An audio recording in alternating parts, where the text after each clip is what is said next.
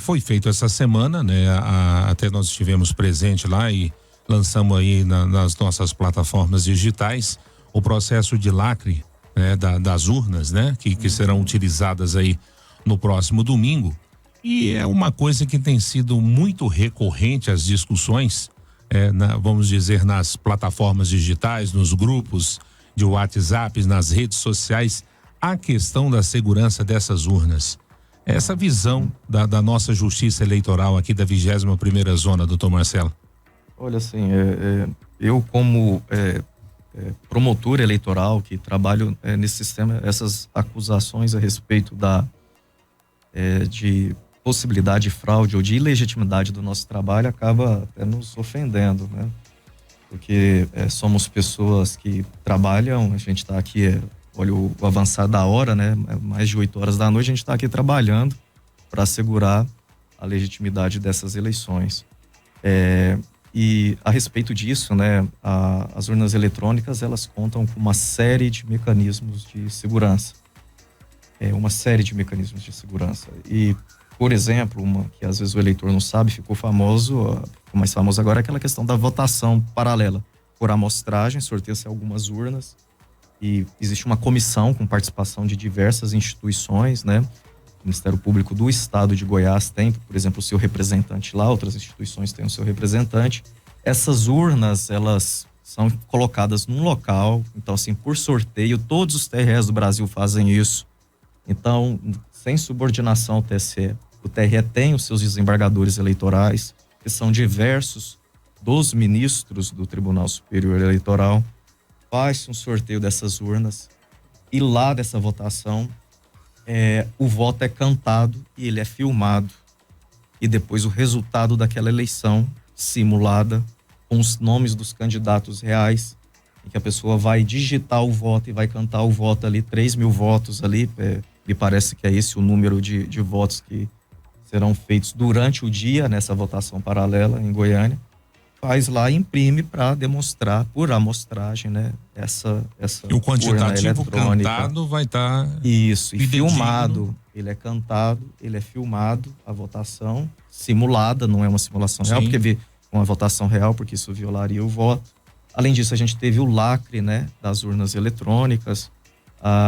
Toda a urna eletrônica tem um lacre, consta a minha assinatura, a assinatura do juiz eleitoral, do Dr. Rui aqui no caso.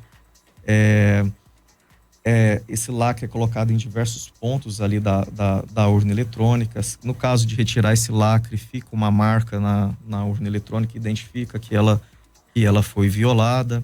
Enfim, são vários mecanismos. Quando acaba a eleição, a própria urna eletrônica imprime ela faz a apuração daquele voto, então ela imprime ali aquele quantitativo de votos. Então aquele quantitativo de votos, ele é levado na Justiça Eleitoral, ele fica exposto num placar na Justiça Eleitoral. Aí a Justiça Eleitoral aqui, a 21ª Zona Eleitoral, vai transmitir esses votos para o TSE. Aí chega lá, esses votos serão computados. Então, se tiver uma divergência entre o que foi impresso na urna eletrônica, se houver alguma intervenção nesse período, você consegue verificar. Existe até um podcast que eu vi que é bastante interessante a respeito disso. Eu gostaria de ter até a liberdade de indicar, que é Como Fraudar uma Eleição no Rio de Janeiro. Eu acho que o nome é mais ou menos, deixa eu ver se é isso mesmo, mas eu acho que é mais ou menos isso. Se procurar nas plataformas aí, é Como Fraudar as Eleições no Rio de Janeiro. Esse podcast conta das eleições de 94 do Rio de Janeiro, a história de um procurador eleitoral que teve que lidar com diversas fraudes que aconteceram naquelas eleições de 1994, quando o voto ainda era manual, era escrito, né? A situação foi tão caótica no Rio de Janeiro naquele ano que acharam aquelas lonas com urnas jogadas em leito de córregos, em valas, votos queimados, gari achando votos. Então, assim, descobriu-se um esquema que o candidato conseguia comprar voto, várias coisas. A apuração demorou muito tempo para acontecer, locais de votação que sofreram com chuva, com goteira, enfim, vários problemas que aconteceram naquela eleição e que depois resultou, né, na criação da urna eletrônica. Nesse podcast, em determinado momento, descreve todos os mecanismos de segurança e também lá explica o seguinte: se a gente for fraudar uma urna eletrônica, em que momento isso, por exemplo, eles criam as hipóteses como seria possível, imaginando, e os mecanismos que existem na urna eletrônica que não permitem as hipóteses que eles imaginaram e que normalmente o eleitor imagina. Então eu acho esse podcast ele é feito por servidores da Justiça Eleitoral que desenvolveram o programa da urna eletrônica. Um dos participantes desse podcast é o chefe do departamento que desenvolveu o código. Na época ele desenvolveu lá no início dos anos 2000 o código fonte da urna eletrônica e é bastante ele traz muita instrução para o eleitor. Então, o eleitor que estiver mais assim desconfiado, eu recomendo dar uma olhada nisso, dar uma chance de entender como que funciona a urna eletrônica antes de julgar. Apenas isso que eu peço para o eleitor que estiver mais desconfiado. Doutor Rui, a sua visão também, eu acho que é importante o senhor, enquanto juiz eleitoral aqui da 21ª Zona, essa propagação de que se não há segurança devida nas urnas e que pode haver violação, a sua visão sobre esse fato? Esse tema foi amplamente debatido agora, né? Até o Exército entrou também nessa checagem das urnas eleitorais e até agora não se descobriu nada. As urnas eletrônicas estão sendo usadas há mais de 20 anos aqui no Brasil.